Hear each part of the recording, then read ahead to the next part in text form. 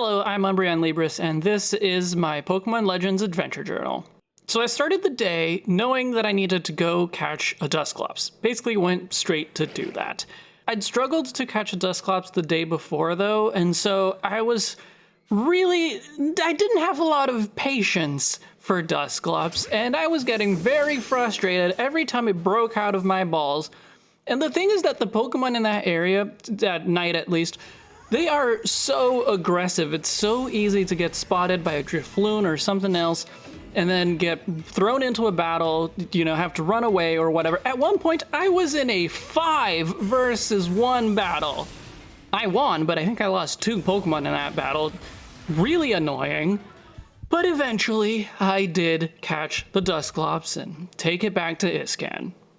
It was pretty cute how he was really scared of Dusclops, but we got through it. We figured it out, we made the food, we took it down to the beach, and we summoned Basculegion. Now this is a way cooler Pokemon than I ever expected something related to Basculin to be. Judging by the kind of wispy parts to it and the fact that you needed a Dusclops, I'm guessing that this is a Ghost-type evolution, but I haven't obtained one for myself yet, so we'll figure that out later.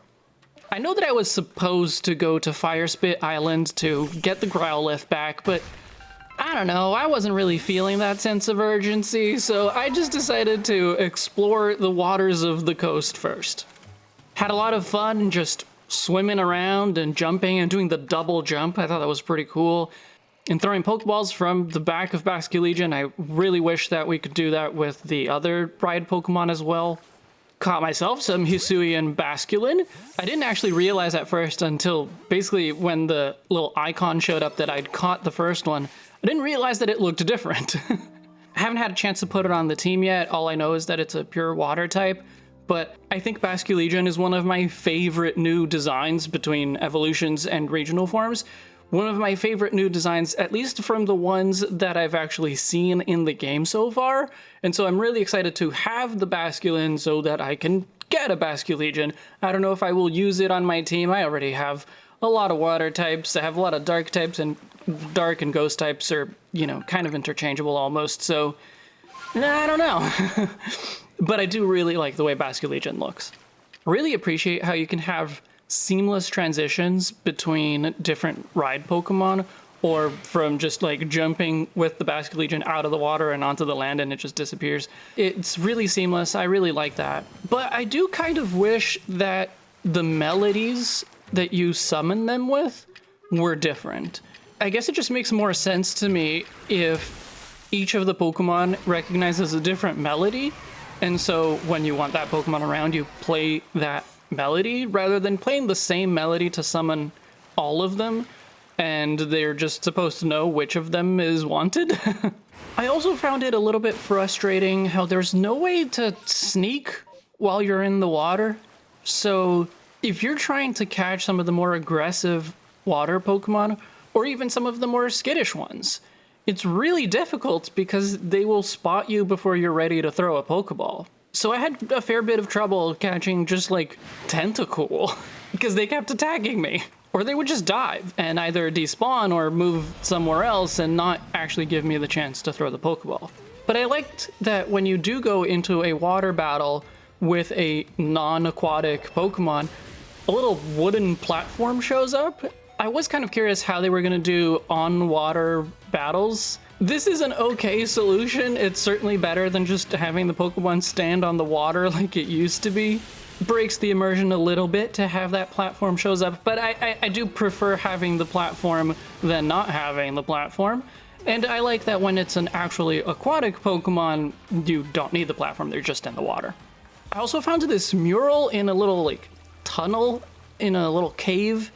I can recognize a lot of legendary Pokemon here. There's Darkrai, there's Cresselia, there's Palkia, there's Regigigas. There's also a lot of stuff here that I don't think I've ever seen, so I'm very curious. I'm assuming that they are all legendary Pokemon, but I guess some of them are new, and we'll find out later. After taking a long time, but finally catching that Dusclops, I decided to go back to an alpha Pokemon that I had tried also to catch the previous day and failed. It was the Alpha Chansey. I spent so long throwing Pokeballs at that Chansey, giving it food, and then sneaking up behind it and hitting it with a leaden ball, or standing at a distance and throwing a wing ball at it.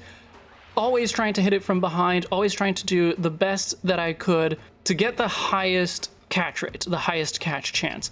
And yesterday, it took so long. I was probably standing there for like multiple days of in-game time. Eventually, I gave up, I battled it, and I KO'd it. So today, I went back, decided to try again. I'd managed to catch the Dusclops. I could catch the Chansey, right? Well, I did catch the Chansey, but God, it took so long again. Indigo told me that she caught this Chansey on the first try. I was here for, I don't know, 30 minutes? Probably, something like that, at least between the 2 days. It was excessive. But I caught it, and eventually I headed back to report my findings to the professor. I was hoping that I'd done enough research to earn all the points that I needed to earn my 7th star. I didn't quite get there though, I was a few hundred points short. And this brought to mind another kind of minor frustration that I have, and that's the research points don't carry over to your next rank. So if you do enough research and earn more points than what you need to earn the next star, those excess points don't carry over into your next rank. At one point earlier on in the game, I had already completed as much research as I needed to get the next star, but I stayed out and, did more stuff, did more adventuring, and then all of that research was just wasted, at least in terms of research points. I think it would have worked better if it was just a running total of points, and, once you reach certain milestones, that's when you qualify for the next star. In a similar way that Pokemon gain experience, right? You need a certain amount of experience to level up, but if you gain more experience than that, it's just going to count towards the next level. That just seems intuitive, especially in Pokemon, but that's not how the research points work, so oh well, I guess.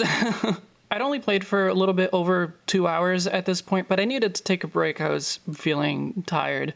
And unfortunately, I didn't manage to get back to it. I had a persistent headache that just refused to go away for the rest of the evening, so I feel better now, but I didn't manage to get any more gaming in, unfortunately. So I guess that's all for today, and we'll pick back up tomorrow with Fire Spit Island and then exploring the other water-bound areas of the previous maps. Thanks for watching, and I'll see you in the next chapter.